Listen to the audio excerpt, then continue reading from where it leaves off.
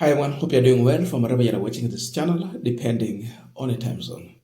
Now, the protest was called off after the Matatu industry stakeholders had a meeting with the government representatives and reached an agreement to suspend that protest for 1 week so that they can negotiate.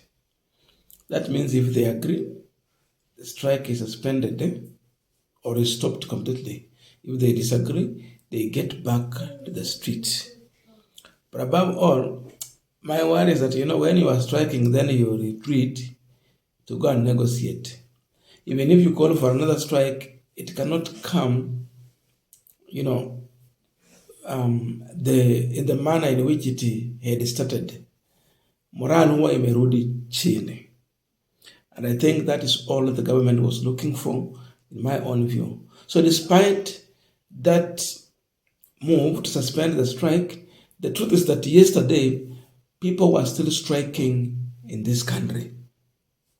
There was a strike. So in that strike, there are scenes that were witnessed in a rural home, where Kithure Kindiki, the deputy president, is coming from, after the residents of Marimanti closed a road heading to Kithure Kindiki's rural home. And this is still in a protest against the increase of fuel price. You saw those images, they were all over. And the question has been, why close a road heading to the Deputy President of the Republic of Kenya's rural home? What is the intention? Is it just the fuel cost or what? These are the questions that we want to try and answer on this pipeline. But before we go deep into that discussion, I have a quick and humble request. For those who are watching the channel and you have not yet subscribed, please consider subscribing.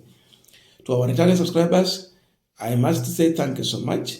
And again, to all our viewers, please give this video a thumbs up. Thank you so much. And back to our discussion. Now, what was the intention of these people? Did they have another motive apart from just protest? Or what is going on? And what really angered them? To an extent, they targeted a road heading to Kithure Kindiki's home. Now, look at it in this way. How has been the Deputy President Kithure Kindiki's response to the protest? Reality has been that Kindiki has been condemning the protest in this country. He don't support it, and he justify the issue of not really embracing the protest by using various examples. So in my view, Kenyan people got angry with Kithure Kindiki because of his interested in stopping the protest without really solving the problem. The problem has been fuel price. The issue is that the government must still listen and look into this matter. But, lakini, is the government listening? There was a feeling that those few individuals who had a meeting with the government went there for brown envelope. Ndio maana ameona yule jamaa, with the due respect, he's still trending all over. One thing that Kithure Kindiki must be told is that he must be very careful. Because Kenyans at one point, they stepped inside the parliament. They went right to the seat of the speaker. And for that move is a kind of a coup. If people are protesting, then they get to your office. They claim that office. They are simply kicking you out. There was that protest at parliament. Sasa kama hawa jamaa waliwahi kanyaga parliament, ni nini kitawazuia wasifike kwa boma la Kithure Kindiki? After going to the parliament, the next target which made the police to get so much concern and started using live bullets is when they threatened to walk to State House. There was an attempt to walk to State House. Then the police came in, wakaanza kuwa watu pale kwa parliament building. So this was just an attempt to invade Kithure Kindiki's home by barricading that road heading to his home. There was nothing that could have stopped them to walk to Kithure Kindiki's home. So already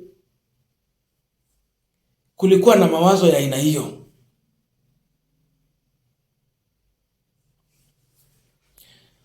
So Kindiki should be aware that everyone in this country is protesting, because there is no way you can tell me that the Kikuyu people left Mount Kenya West and walked to Mount Kenya East to go and protest in Meru. No. These are Meru people. These are Kindiki's neighbors. They are Kindiki's villagers. No one walked from Western. No one walked from Nyanza. No one walked from Nairobi to stage a protest in Kindiki's rural home. Hawa ni wenyeji. You are a deputy president. So it tells you that even the villagers and neighbors to Kithure Kindiki are not happy in the manner in which the government is running the affairs of this country. Everyone is angry and everyone is suffering. Unlike what we saw, some organized individuals. Unajua kisha kuja ukiona watu wakiwa kwa kamera mara mingi with the interest in defending the government, just know these people have been mostly hired to do so. So the reality here, hakuna cha kusema ati hatuwezi andamana mtoto yetu wako kwa serikali ama anaongoza serikali. Hawa jamani wenyeji, kile wanataka kujua ni kwamba bei ya mafuta inapunguzwa aje. Sio vile Kindiki ataendelea kuwa kwa kiti eti bila kuulizwa maswali. Sasa hapa wamekuja kuuliza maswali. Wewe Kindiki unachangia serikali kivipi kupunguza gharama ya maisha kupitia kwa kupunguza bei ya mafuta? Because when you touch on fuel, you have touched on the economy. Hiyo ni kama live wire.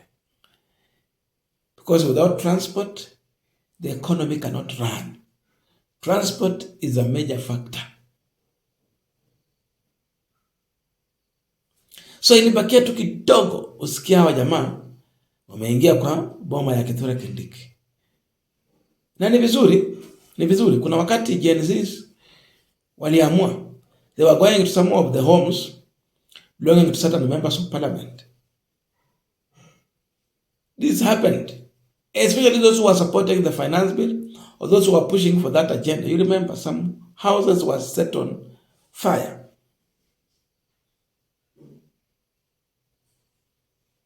So this government should know that Kenyans are not happy. They must think about the bigger picture, Kenya. Some people believe that the government is interested in collecting money that they will use for campaign. And that's why they're not interested in lowering the cost of fuel in this country. Wanatafuta pesa ya kura. This thing makes people to get so angry. And then hence such acts encouraged. I don't know abuse. But that was the situation at Marimanti, where it's within the area where Kindiki is coming from.